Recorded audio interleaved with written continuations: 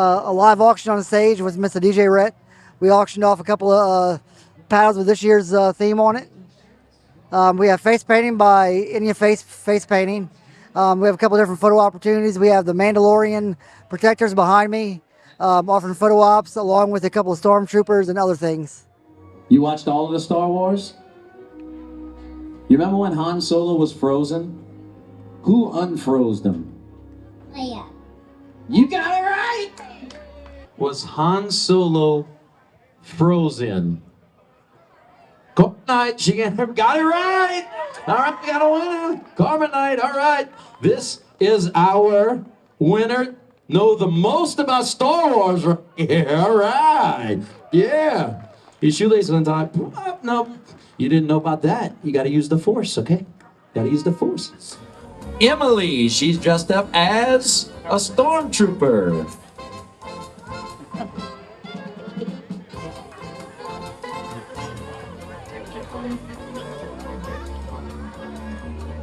And ladies and gentlemen, that's a stormtrooper, not a Mandalorian. I get so aggravated when people get it wrong. Next one, Trevor, Baby Yoda.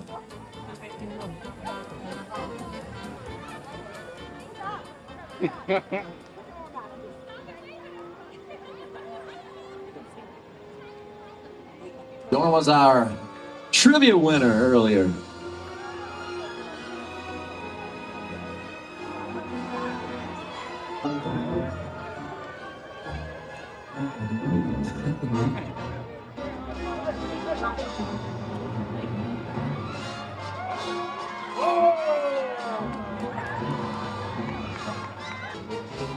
Look, we got the paired up Baby Yoda and Mandalorian from the first season.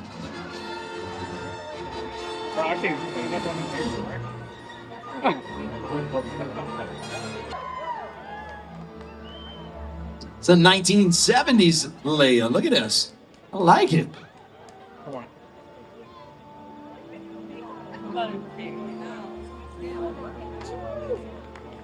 Big round of applause for participating. You know, Halloween ain't the only day that we get dressed up, right? Here's another day that we get dressed up for Star Wars, all right? Thank y'all so much for participating. So the May the 4th, it's a celebration for the Star Wars event. May the 4th be with you. And it started about 3 years ago. Randy and Joe Boudreaux came and asked me about doing an event with my school.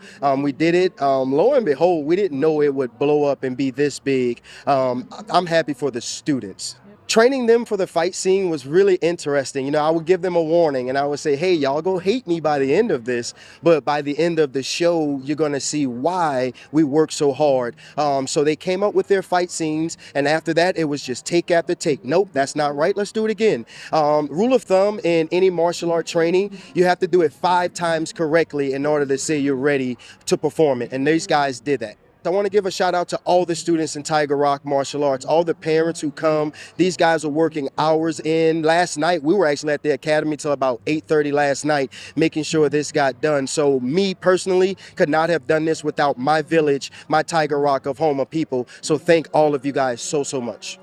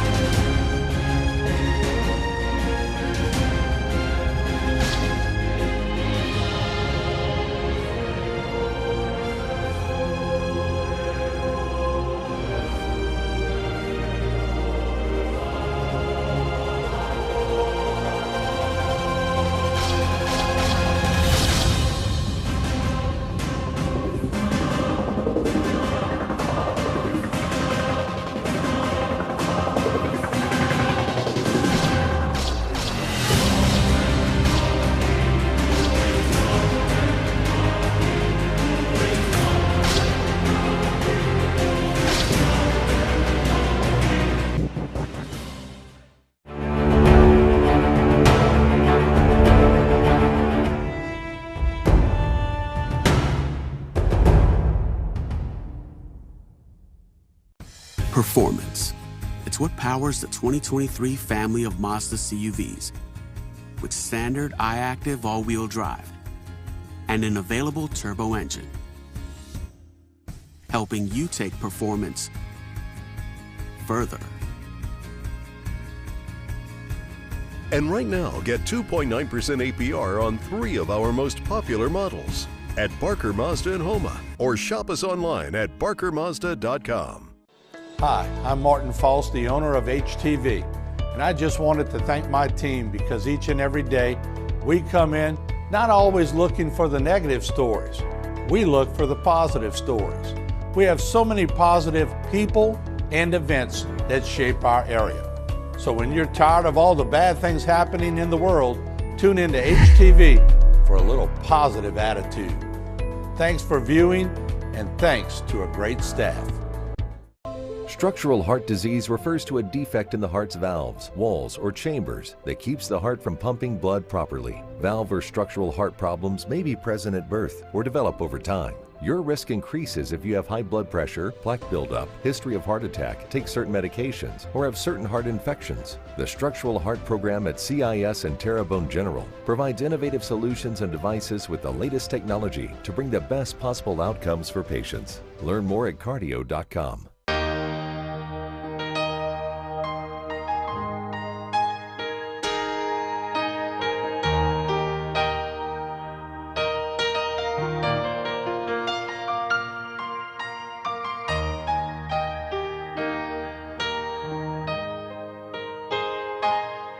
Give where you live.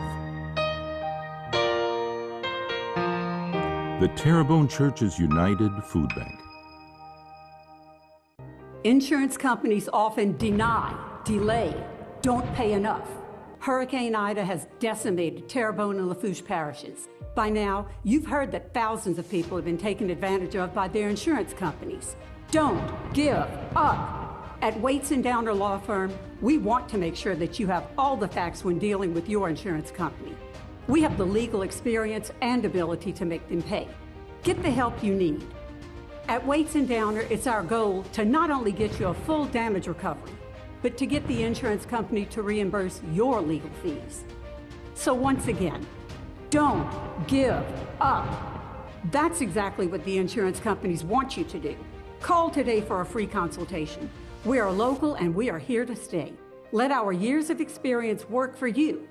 Pick up the phone, 985-876-0870 for a free consultation.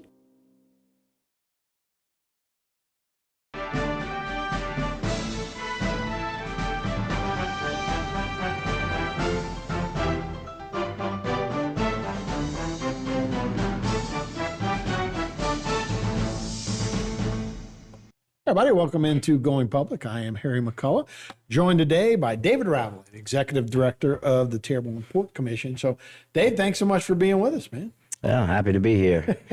We were talking a little bit before the show. Actually, things are picking up. And things, like I say, thanks for being here because you've been very busy lately. Yeah, we had COVID, then we had the hurricane, and, everybody had their tongue hanging out trying to get things going, and now, we're almost 2 years outside of that hurricane, and things are getting better. People are starting to build things and buy things, and that's all part of the economy. So I've been very busy for the last few months. The Port Commission's purview, I was surprised to learn. I thought it was just the right off the industrial canal, that one slip was our port. But actually, it's everything by water, right? We were created in 1964 by state legislature. And our jurisdiction is the entire parish of Terrebonne and all navigable waterways. So, we can really own property anywhere in the parish. We tend to stay where we are in that area because that's all industry, but we can own anything up and down the Houma Navigation Canal. We just picked up another tenant. I'm not going to say who it is yet because it's not finalized yet, but we just picked up a tenant that's already existing on the canal, and now they're going to be part of the port. So that's awesome. And it's great to know. And look, it's the heartbeat of our economy around this area is to have, those big, I mean, look, you talk to everybody's dad grew up around here. They all work for Delta or Chromalloy or. That's how we grew up. Yeah. That was our summer jobs. Right, right. And we all do. I work for Universal Ironworks. So, yeah, we all, what a tradition around the area. It's great. You're not too much older than me, Harry. we. Harry and I are almost the same age. I think you're a year older than me. But yeah. Look, that's what we did when we got off of school. And in the summertime, we went to work, Right. I worked at Delta, I worked at Chromalloy, I worked at a bunch of different places, during the summertimes, It's hard to believe they're letting a 15-year-old guy out there doing welding and painting. Well, they thought I was 15 just because of my stature, but I was really 18, I played baseball for Universal Ironworks, and they let me work there during the day. Wow, that's awesome. Yeah, it was. They got a good bang out of you.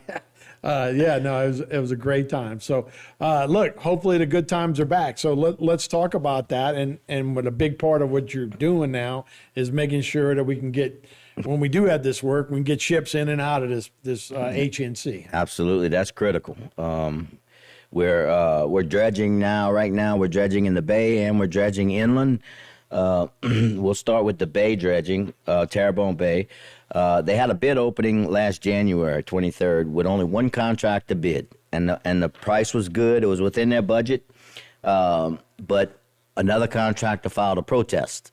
We don't know why. We don't know who, but they kept it for about 3 months, and then they canceled the contract. Okay.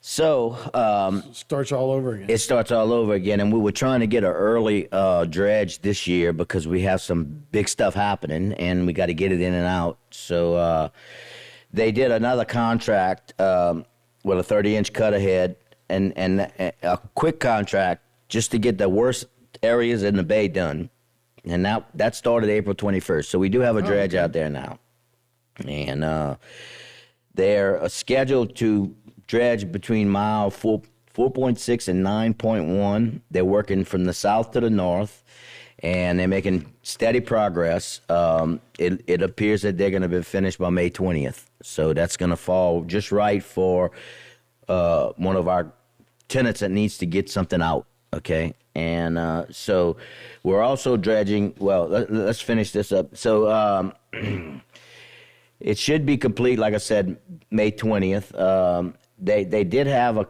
they did do another solicitation because this dredge that's there now is just going to dredge the worst area because we got to get it dredged. They're not going to dredge the whole bay, but there's another contract falling right behind this one, but it's probably going to be late summer before they actually, get in the bay and finish or even finish up. So it's not going to help some of the tenants we have now, but they'll finally get the bay completely dredged in 2 contracts, okay? We just got our fingers crossed that they're not going to have any mechanical breakdowns, that everything works on both of those dredges. And the third dredge is the inland dredging, okay? We starting from Cocodrie, and there was 3 areas or 4 areas that were bad. Mile 19.8 to 21.6. Mile 23.7 to 25.9, mile 29.75 to mile 31, and mile 32.3 to mile 35.5. 35.5 is right at the end of coastal, and Cocodrie is way down at the bottom around the first one, mile 19.8. Well, no, actually, Cocodrie is around mile 13, but so just north of Cocodrie we're starting, but they're spot dredging because they're just dredging all the bad areas. The estimated completion of the contract is late May of 23, which is going to fall in line with what we need. They did find a lot of obstructions in the channel, mainly because of the hurricane, but we've never dredged that section since I've been port director for 17 years. So, you mean the section north of Cocodrie, and they found some rocks on the bottom at mile 23 and almost mile 24. And so the Corps had to send a bucket dredge out there to remove it, and then the dredge came back to finish dredging, and he found some more. So that bucket dredge is expected to get out there by May 8th to remove that so we can get all of that finished. But that's all doing well. I mean, I think, you know, by hook or crook, we're gonna get it done and get it out. You know. So once you get the materials out there, you get all the equipment out there and get going. It moves kind of quick once it gets out there. It depends on the dredge. Like in the bay, we have 30-inch dredges. In the inland, we only have a 16-inch dredge. Big difference. Twice, right? Big difference. Yeah, but it's less than. Right. You know, a 30-inch dredge could probably do 35,000 to 40,000 a day of cubic yards. And a 16-inch dredge might only do 15. You know, it's a big difference. So it's just a matter, and then there's weather. Weather can stop them. You know, if the weather gets bad. The inland stuff, not so much, but in the bay, you're in the Gulf of Mexico, basically. Right. So yeah, you have to worry about weather. Exactly. Obviously, hurricane season will be on their way, so you want to get that cleared up. But so at 30 inches at a time, and it just kind of vacuums back and forth across is what there's a big cut ahead on it. It's called a stinger. It comes out and there's a big cut ahead on the front of it, and it just chews up the bottom, and it's a pump. It sucks it in, and it just blows it out the backside, and that's how they do it. They just keep moving it, and it just goes across. And they have a spud holding the barge in the back, so it can turn like this, and then they lift the spud, and they got anchors, and they pull it forward, and they put the spud back down, and they dredge, and they continue to dredge. Right. So. Oh, that's interesting. It's like watching grass grow. I mean, you can't see it. You can see it coming out, but you know, it's like watching a submarine race. Okay, you see standing on the bank and flat water, and everybody says, "What you doing?" I said, "I'm watching a submarine race." And they go, "Really? Where?" You know, it's down there. You know? Underneath. I mean, you can't see it. You know, that's why I like to use the tunnel analogy when you're talking to people that, you know, they don't get it as easily as others do. But if you flip it and you say you have trucks that are 14 feet high, and that would be with a boat drafts the other way, okay? And they go through the tunnel, and the tunnel clearance is 15 feet. It's going to be close. And then one day, they wake up, and they call that boss and say, "Man, you know, we dead in the water. Why? Because we can't get through the tunnel. Why not? Because today, the clearance is only 13 and a half, okay? And our trucks are 14. We can't go through." Well, that's what they deal with in the marine industry. Not, you know, the clearance doesn't change in the tunnel, but if it acted like the channels do, it would, you know. And so it's you know, they spend millions and millions of dollars on these huge boats to go offshore, and they can't come in and they can't go out, you know, because of the silting. So it's a game. You just got to keep on it, you know. Right. So they surveyed the bay, and area near mile 7, which is the area where they're dredging right now, is 13 and a half feet deep. 15 is the authorized, but when they dredge to 17 or 18. They give you a 3-foot, they call it advanced maintenance, you know. But in that 13 and a half foot water, it includes 1 to 3 foot of fluff, which is just a soft, soupy material. When they use a hydro boat and they getting all of their data, the beam goes down, but when it hits that fluff, it's a soupy, it comes back. And so it tells them it's at 13 and a half feet. So then after they survey a while, they come back and they drop a lead line every 100 feet, right down in the center of the channel, and they see how far it goes down. And it goes down to 15 to 16 feet, even though you're showing 13 and a half. So, but still, you know, we need to get that out of there too, because that's going to eventually it's soup now, but it just takes a long time and it settles, you know. So, and I'm sure boat captains don't want to risk that. No, boat, I mean, right? it will damage something, you know, props, quart nozzles or something, you know, thrusters or whatever. So, but from the sea buoy, which is in mile 0, out 3 miles into the Gulf, we always have to dredge. They call it the bar channel. That's where it meets the natural 15-foot contour or 20-foot contour. And right now, that's usually a place that we have a lot of issues, but it was surveyed. It looks excellent. We got 18 and a half to 22 feet in that area, so that's good. So yeah, the bar channel looks good, and right. So if you can just get that, then yeah, a lot of stuff that is going on, particularly as the port, as we talk about, starts picking up. Yeah, it'll be a good time to get that all cleaned up. All right, we got plenty more to talk about. We'll take a break. We'll be right back with more Going Public right after this.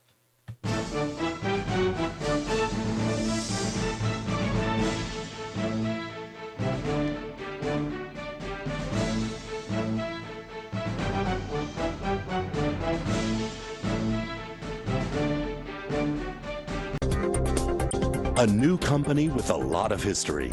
GIS Engineering has rapidly grown its brand around an experienced team of professionals. GIS Engineering is a full-service planning, engineering, procurement, and construction management company specializing in coastal protection and restoration, upstream and downstream industrial, and transportation infrastructure projects. Putting people first, GIS Engineering, a new company with a lot of history. In South Louisiana, storms are a way of life. Every storm poses a different threat, whether from flooding or hurricane-force winds. At All South Consulting Engineers, we help protect our people from these disasters. Before a storm, we work with our leaders to prevent catastrophic damage. After the storm, we help get the resources needed for rebuilding. We have helped our cities, parishes, and school boards recover over $2 billion to rebuild our community. We'll be here for the next one. I am a professional firefighter. Because of the line of work I'm in, there's a much higher risk to develop cancer. You're looking for a place that is going to support you in the manner that you need. Mary Bird Perkins Cancer Center is a place that you would want to come. I had to be positive to show everybody else that it was okay to be positive. They supported my mission to live a long, healthy, cancer-free life.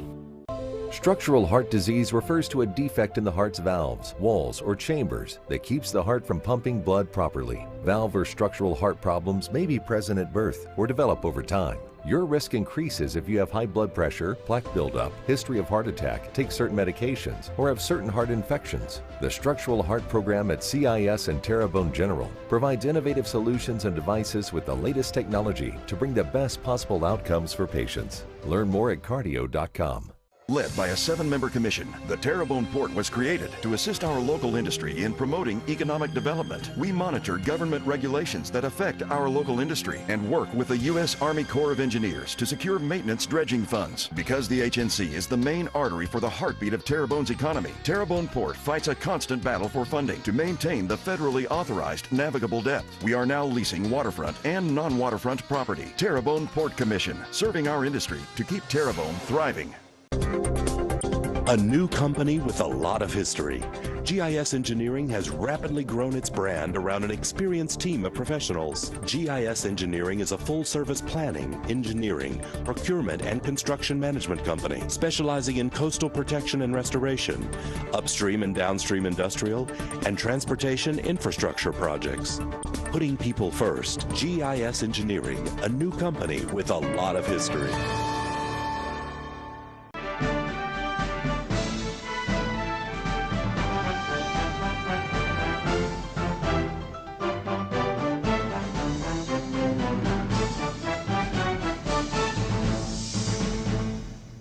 Hey everybody, welcome back to Going Public. Harry McCullough here, along with David Ravelet, of course, the Port Commission. And so what's the update on the deepening process of the HNC as far as we're doing that? All right, well, we phase one of the deepening is from Cocodrie to the Sea Buoy. That's we selected it as phase one. We've identified all the pipelines that are in that area. We probed them and found them and got with the oil companies to find out whether they were abandoned or they had material in them or whatever. And so now we're meeting with the oil companies. They're finalizing some of the surveys, but they're meeting with the pipeline companies, Hillcore and ConocoPhillips, to get status on the pipelines and figure out, if they need to be lowered or who's responsible for lowering. They got to go research all the right-of-ways and everything else. So we're going to continue to set up meetings with these companies along the southern reach to present survey info and discuss remediation efforts as required. Are some of those companies not here anymore with the abandoned ones? No, they abandoned. Well, some of them, yeah. Some of them probably not here, but when a company buys another company, it's theirs, okay? When you say abandoned, it means that they're not using it anymore. I got you. Okay, and the permits address that, so those are not a problem. It's the ones that we have to lower that's going to cost. Okay, And we continuing to we already started going north from Cocodrie and starting to identify all of those pipelines and utilities, and there's like 80 of them, so we got a bunch of them to deal with. I mean, there's water lines, sewer lines, electric lines, pipelines, all kinds of stuff, you know. We're also looking at reviewing all the abstract info concerning the pipeline right-of-way agreements and permits correlating to various pipelines. So that's just something that you got to do. You got to do a lot of research on it. Once you get your game plan, then you go sit down with the oil company. We're going to continue to focus on LERDs, okay? Land easements, rights-of-ways, relocations, and dredge disposals, which is all of that, okay? Right. It's all the pipeline lowering. It's identifying right-of-ways for the spoil disposal when we get in the inland reaches. So it's a lot involved in all of that. This past on April 21st, Friday, we got the colonel and the corps down to our office. We had DOTD, we had the parish, we had TITA, and a lot of industry people. And Colonel Cullen Jones is the new colonel. And we took him on a boat tour, and he's a new colonel, so we wanted him to see it. You know, if you don't see it and you sit down and look at paper all day, you don't appreciate the scale of everything. And so he got to see it firsthand, and he loved it. And he said it really blew him away because he just never visualized it being that big. You know, mm-hmm. So then we gave him a presentation after. I showed him my little video, okay, and we talked to him about the deepening and how important it was for them to keep pushing on their end and all that stuff. So it was a good meeting, a really good meeting. A couple people told me we hit it out of the park because it was just it was needed, and it was the right timing, and the colonel appreciated us inviting him, and we fed him lunch, and so it was very good. That's the Corps of Engineers? Corps of Engineers, New Orleans district. I got you. They're the busiest district in the country. You know, they got more water here than they got anywhere else in the country. So naturally, they're just busy. Is he located in D.C. or down No, here? he's in New Orleans. Yeah. So, but that's about it on the northern. We also continue to review the capital outlay money. Okay, that's. That and the federal money, we have to make sure they continue to flow, because if it doesn't, everything stops, you know. So it's we might have a debt ceiling thing going on June 1st, they were saying, but anyway, that hopefully that doesn't affect us or the I'll get in that. We're going to go to Washington D.C. right now. Okay, so the big winner of the week was Speaker Kevin McCarthy, and the Republicans voted to raise the debt limit into next year around March and put caps on discretionary spending. House Republican wins in the legislation that passed last week was, and this was all in the same bill, repealing Biden's student loan plan, clawing back IRS money, clawing back unspent COVID-19 money, instituting stricter work requirements for Medicaid, food stamps, and welfare recipients, speeding up energy permit requirements, stimulating domestic and oil and gas production while reducing reliance on Chinese critical minerals. So the legislation passed the House. Okay, now it's got to go to the Senate. The Senate is majority Democrat. So it's going to have a tough time passing. They're going to have to negotiate. Yeah, they're going to have to send it to a committee, a joint committee between the Senate and the House. But it puts pressure on the Senate majority to act, because the Republicans can now say, we did our job. It's time for the White House to sit down with us to negotiate. You know, because they hadn't been negotiating. Right.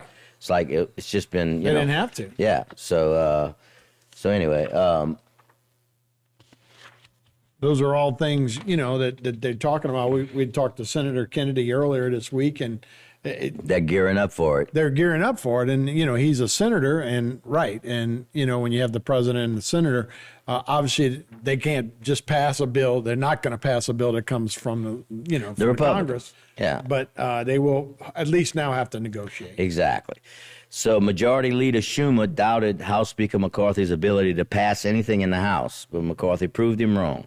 Now Mr. Schumer is still saying he wants a clean debt limit increase with no strings attached.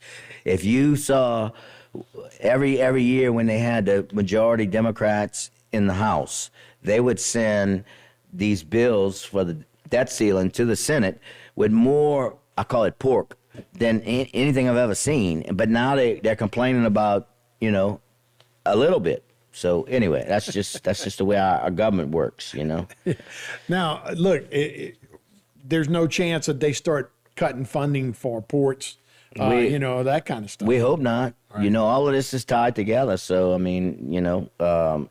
so this year we're asking for about $1 million and hope from the feds to go to the Corps to continue their work. And the state we're asking for, I think, $30 million. Right. So, because we got to do the LERDs. Hey, something you mentioned earlier, and you talking about part of the LERDs is the disposal of the material. The material. I see Fouchon's had a great success story building land. Exactly. Can we do that here, or is it a different type of environment? It's a different kind of material, but it's still very fertile.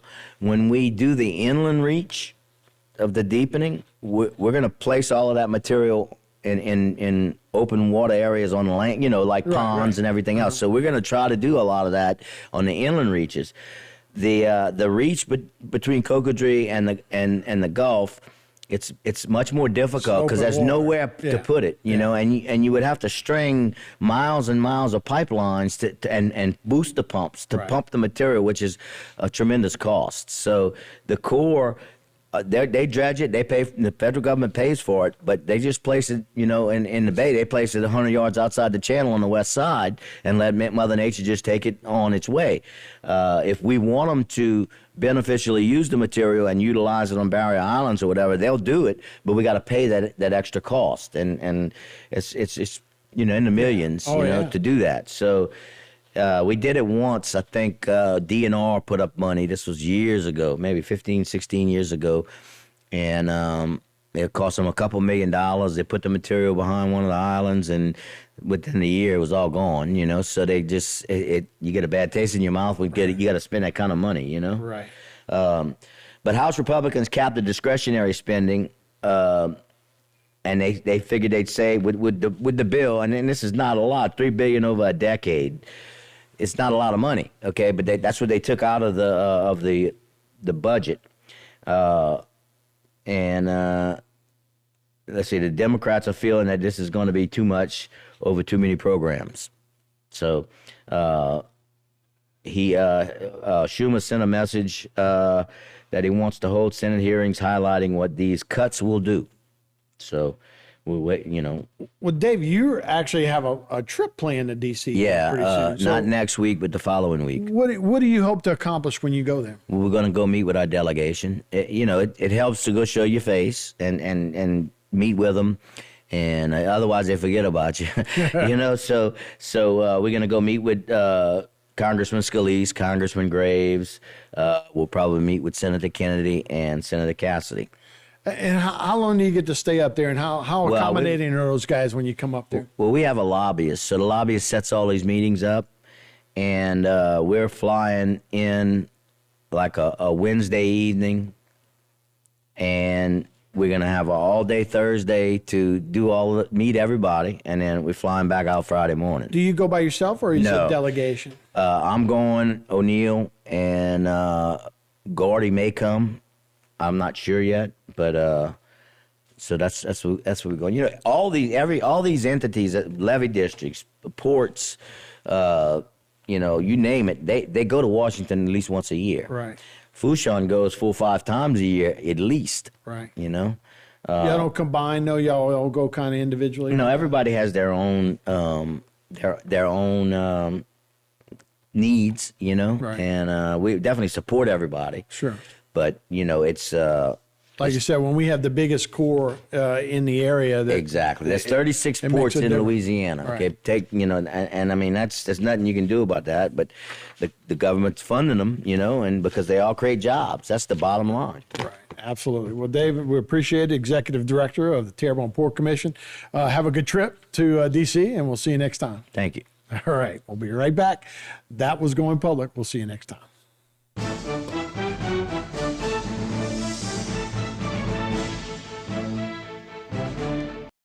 Dropshipping and Crating Pros is a highly versatile company that will ship any size, any weight, anywhere.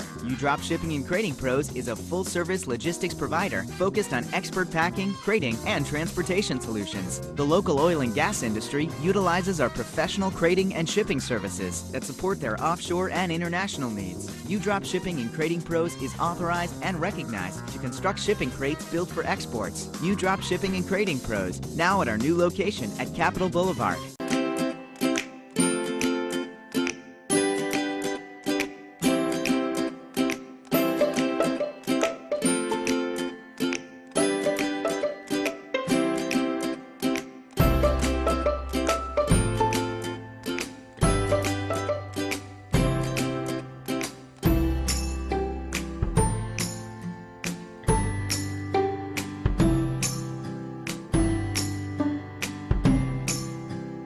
Hi, I'm Martin False, the owner of HTV, and I just wanted to thank my team because each and every day we come in not always looking for the negative stories. We look for the positive stories. We have so many positive people and events that shape our area. So when you're tired of all the bad things happening in the world, tune into HTV for a little positive attitude. Thanks for viewing, and thanks to a great staff. Welcome to the Cypress Stop, your new Phillips 66 on the corner of 311 and Savan Road. We have all your breakfast, lunch, and dinner needs with smoked ribs, smoked chicken, boudin, homemade pulled pork, and daily plate lunches. We have a very large selection of white wines, red wines, liquors, beer, tobacco, and vapes. Going fishing? We have your bait and tackle and the ice to keep your catch cool. Cypress Stop, home of the happy customer. Domestic violence is daunting, and the psychological effects can do enduring damage. Obviously, all abuse needs to end. But how? The Terrebonne Parish District Attorney's Office is dedicated to ending domestic violence and helping those who have already experienced it. Our office supports many programs that educate and adjudicate abuse towards women. If you are a victim of abuse, call the Terrebonne Parish District Attorney's Office at 873-6500. Structural heart disease refers to a defect in the heart's valves, walls, or chambers that keeps the heart from pumping blood properly. Valve or structural heart problems may be present at birth or develop over time. Your risk increases if you have high blood pressure, plaque buildup, history of heart attack, take certain medications, or have certain heart infections. The Structural Heart Program at CIS and Terrebonne General provides innovative solutions and devices with the latest technology to bring the best possible outcomes for patients. Learn more at cardio.com. And if we don't choose to know God's Word, to believe God's Word, and follow God's Word, we're going to be a sitting duck for all kinds of confusion, all kinds of disorder. Those are really important choices that people have to make. And these choices are difficult. Who am I going to marry? What kind of life am I going to live? How am I going to raise my kids? What am I going to do with my time, my talent, and my treasure?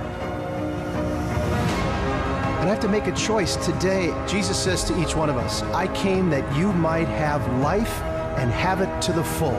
The question is, do we want it?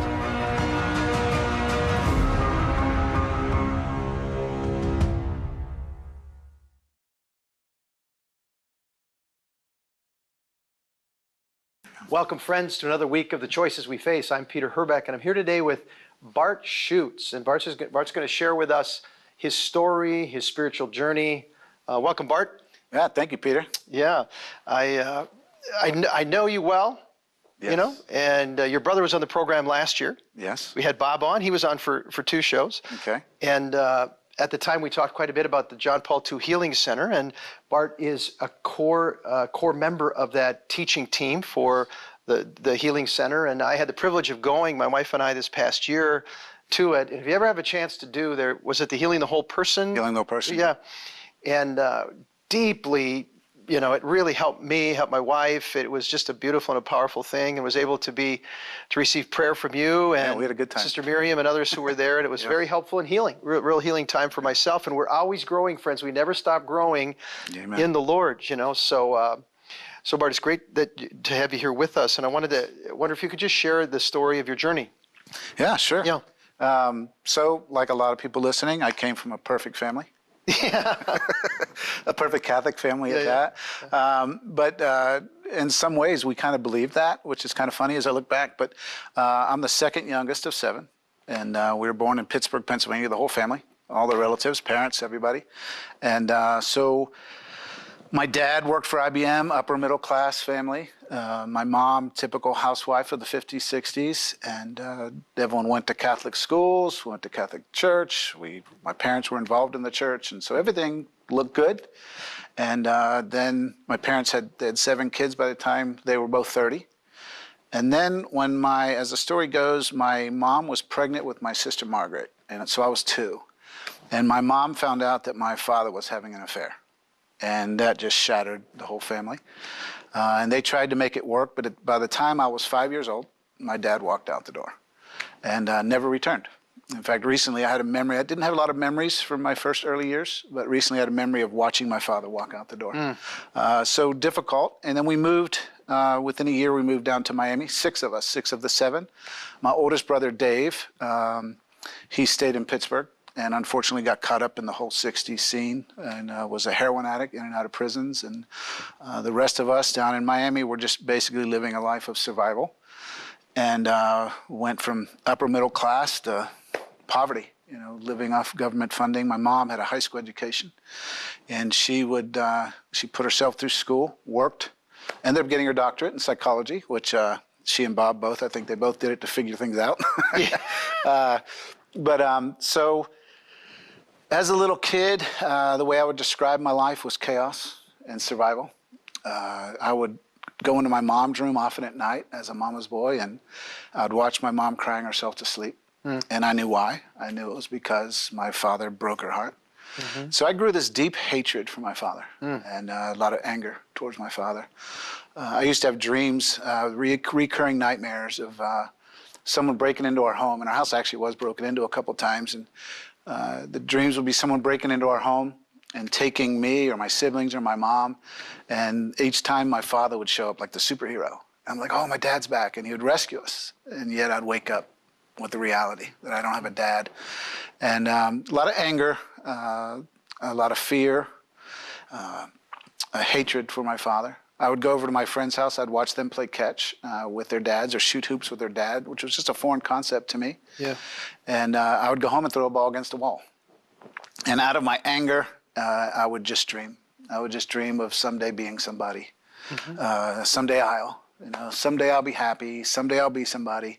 And it was just, this anger would fuel me. And so I ended up playing sports, 3 sports in high school. Baseball, basketball, football. And then football became kind of the obvious sport, and eventually played football at Florida State University, which maybe people have heard of them. They used to win games. And they will again. They broke a lot of hearts too. They beat a lot of football teams back in those days. We played Michigan here in '86, and Michigan got the best of us. But anyway, that's besides the point, perhaps. But so when I was in college, a couple key things. Met this girl, this good Catholic girl from a family of 13. I mean, you know, she's good Catholic. Her name's Mary, right? And so I'm in love with this girl, think I'm going to marry this girl, and then she doesn't come back to school, cheats on me, and just breaks my heart. And then I had a couple more relationships. They'd last 3 or 4 months. And I came to this conclusion that love doesn't exist. Tying it back to growing up, watching that with my family and then myself. And so I kind of lived the old song, looking for love in all the wrong places. Looking for love in too many faces. And that became my college days, and just lost.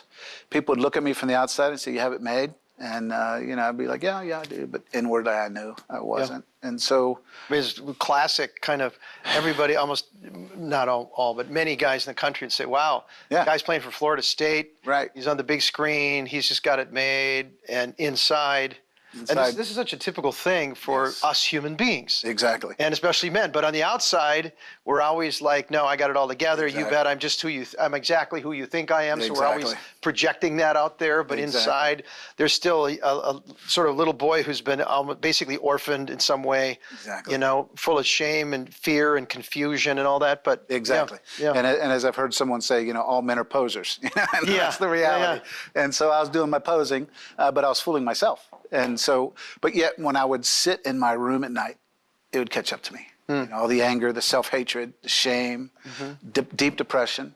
But I would just go get busy, you know, just busy with school, busy with my friends, busy going out, busy playing football. And when I'm playing football and I'm in front of the crowds, life's great, right? Yeah. I'm living my dream, but just like you said, and yet the reality was completely different in my heart.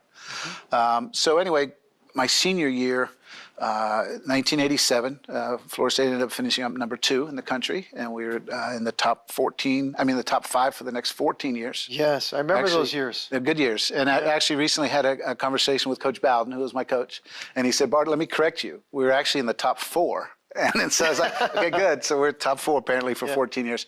But anyway, so those were great years to be at Florida State. My junior year, we were just okay, 7-4-1. Senior year, 11-1, finished number 2 in the country, beat Nebraska in the Fiesta Bowl. So it's a great year and kind of set me up for my dream, which was to play in the NFL. And so here it is, my senior year, I'm starting, and I get injured. And I miss 4 games. And everything caught up to me. Yeah. And it just, that poser thing got shattered, and just the reality of my life caught up to me. And I was actually confronted by a girl who's part of a sorority, and just won't go into detail just for the sake of time, but it was a wake-up call. So when I was a little kid, I made a vow I never want to be like my father. I'll never hurt a woman the way my father hurt my mother, or the way he hurt me and my siblings. And so that's, I kind of prided myself in that, but as we know in Scripture, as you judge, you'll be judged. Yeah. And so it was all out of judgment. And so here I was, senior year, being confronted and shown the ways that I've hurt so many people. And right away I think of that vow. And I'm like, oh my God, I'm just like my father. Oh, I hated my father. Yeah. So I hated me. Yeah. And it just increased my shame and self-hatred and depression. And now I'm not playing, and I missed 4 weeks, and it's just my dreams are being shattered, and it's just this big wake-up call. Yeah, and I've heard from other guys who played big-time sports, when you get hurt, you're like on the back shelf. All of a sudden, you're off the grid. Absolutely. And that it has a big impact oftentimes if it's the center of your identity in different ways. Absolutely. You know, like, who am I now? Who am I now? And does it look? Nobody does care. Exactly. Really, yeah. Exactly. I mean, you know, you invest yourself as a college athlete. You invest yourself. It's like a full-time job. Yeah. You know, it'd be like going to law school, and then afterwards, someone else decides if you're going to get to practice law or not. You know, so it's like we're there at a place like Florida State. We're like, we all think. I did a survey. 98% of us thought we were going to play in the NFL. You know, and like 0.1% do. Yeah. You know, but you're living this job, this life, and then all of a sudden you're nobody. Yeah. And it wasn't the first time I experienced that. So I experienced that through my college days, that up and down. But it was a wake-up call, and it kind of all like, oh, this is my last chance, and it's being shattered. And then the reality of my life was really the catch-up. And so I was like, I got to change. I know I've got to change. I don't know how to change. And so to fast forward, I was invited at the end of the year to the Tampa Bay Buccaneers as a free agent. People don't know that's an NFL football team. They also sometimes win games. Sorry if anyone's a Tampa Bay fan. They win now. But anyway, so I was there as a free agent. Which free agent, you know, as you know, it just basically means you weren't drafted, but you're invited. You're paid a little bit of money to try out. You have a chance. And so here I was, and I was hearing from Florida State that I got a good chance and that I could make this team. I got moved up on the depth chart, and now we're in between practices, and I'm in the locker room. And I have to share this part because it's where my life starts to change. I'm in the locker room of the Tampa Bay Buccaneers on the toilet. And that's where it starts. And so here I am.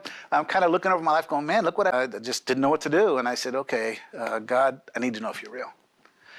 You know, it's Bart. Hey, remember me? You know, I need to know if you're real. I mean, I know growing up in church, Jesus up on the cross. I know Jesus died for me 2,000 years ago. But are you real? If you're real, show yourself real to me.